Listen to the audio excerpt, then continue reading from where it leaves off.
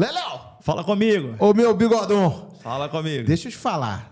Acabaram de matar, velho, Estados Unidos.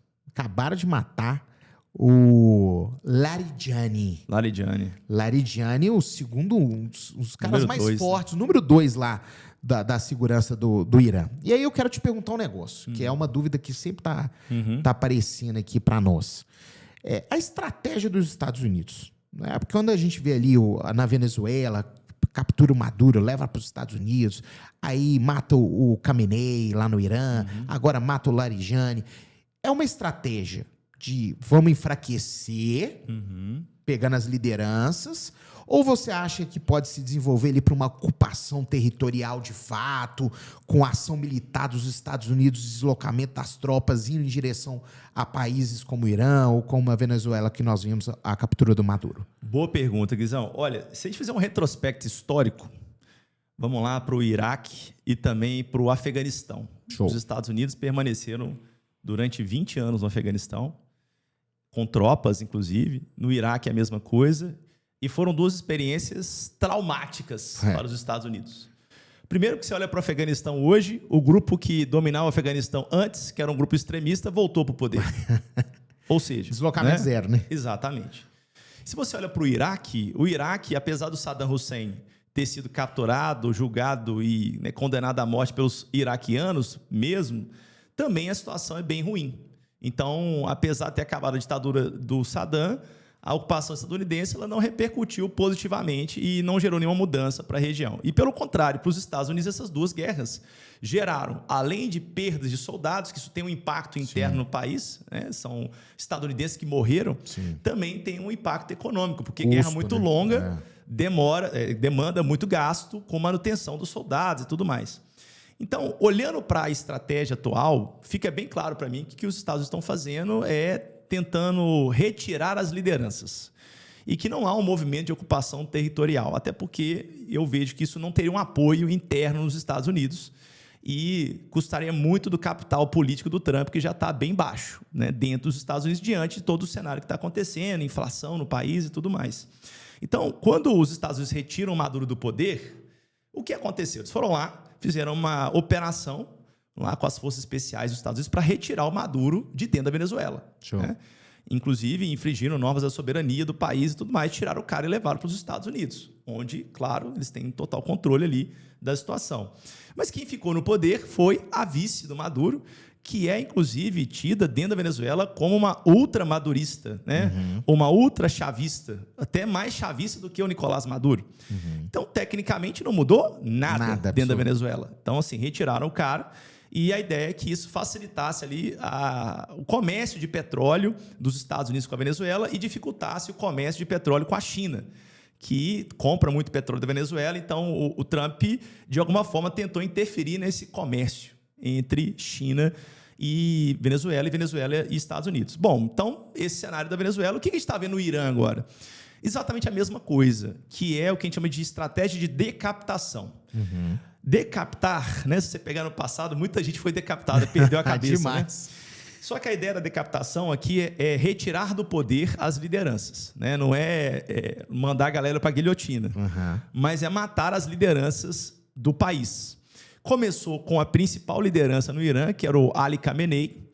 E aí, inclusive, queria lembrar que em 2025, em junho, quando teve o ataque dos Estados Unidos, né, com o B-52, lá nas usinas nucleares do Irã, o Trump, um dia, soltou lá na rede social dele assim: olha, se eu fosse o Khamenei, eu procurava um lugar seguro. Olha isso. Ele já deu essa aí. Já avisou. E aí foi um negócio tão forte na época que ele voltou atrás. Ele falou: não, eu tava brincando, assim, é só uma, né? Ô, Khamenei.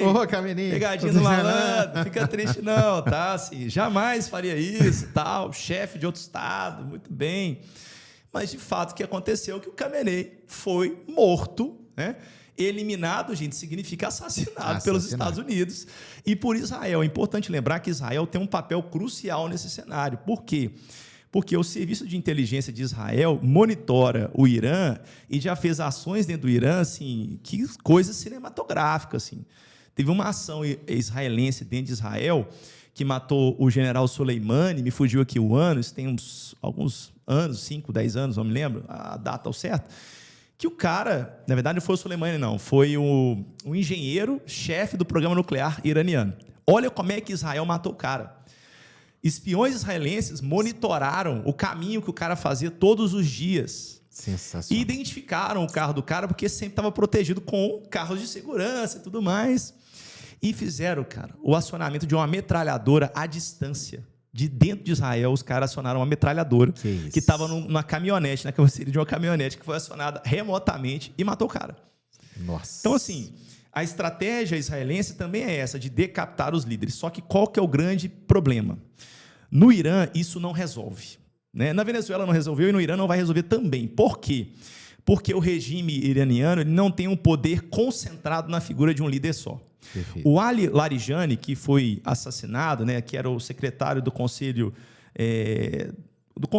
iraniano, que escolhe, inclusive, o líder iraniano, ele tinha um papel muito importante dentro do Irã, era o número 2 do Irã. Nossa. Inclusive, há pessoas que falam assim dentro do Irã que ele era mais importante, inclusive, que o próprio Mojtaba Khamenei, que foi escolhido como filho do Khamenei, né, como sucessor do Khamenei.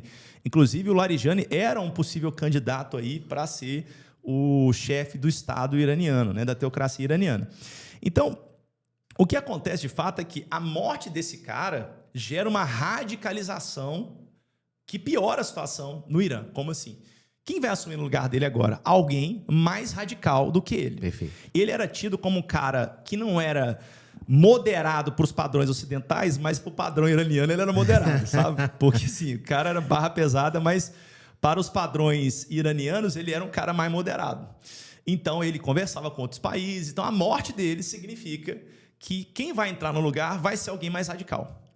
Assim como aconteceu com o Khamenei. O Mojtaba também é tido como radical. Inclusive, o Larijani foi contra, né? Reza a lenda, né? Que isso é uma notícia de dentro lá do Irã, que o Larijani foi contra a sucessão com o filho do Khamenei, porque sabia que ele era muito radical e que ele fecharia portas e que a guerra poderia se estender. Agora, o que vai acontecer, possivelmente, é que esse conflito vai se estender. E aí que está o grande BO. Por quê? Para Israel, não é um problema esse conflito se estender. Israel está preparado, né, assim, em todos os sentidos, para ficar anos nessa guerra. Exatamente. Então, Israel já faz isso há muito tempo e vai continuar fazendo. Para os Estados Unidos é um problema. Por quê? Primeiro, que o Trump vai enfrentar uma pressão interna muito grande, porque ele vendeu a ideia que a guerra duraria, no máximo, 5 semanas. Se essa guerra dura mais do que 5 semanas, isso gera um problema para ele gigantesco, internamente e externamente. Porque externamente tudo está ficando mais caro, o petróleo está circulando menos. Então, isso representa inflação no mundo e inflação dentro dos Estados Unidos. E lá nos Estados Unidos a gente sabe que, inclusive, esse foi um fator que pesou muito para a eleição do Trump, que quando o custo de vida aumenta, como aconteceu com o Joe Biden, que era o seu antecessor, isso ajudou muito o Trump bateu muito nessa tecla. O que aconteceu é que o Biden perdeu a eleição e se o Trump continuar nessa toada, se a guerra demorar mais, o que vai acontecer? A guerra vai ficar cara. Isso vai ser repassado para a população estadunidense, vai gerar mais inflação e a pressão interna vai ficar bem cabulosa para os Estados Unidos. Então, respondendo a sua pergunta, não vejo uma intervenção militar por terra dos Estados Unidos no Irã, até porque seria ali um impacto para a imagem, para o capital político do Trump no mundo e dentro dos Estados Unidos bem grande. E o Irã não é um país simples de ser derrotado. É osso duro de roer. Lá você tem um poder horizontal, não é um poder vertical. Não é matou um cara, resolveu. Você tem ali vários caras que são líderes. Então, assim, eu não queria estar na pele do Trump.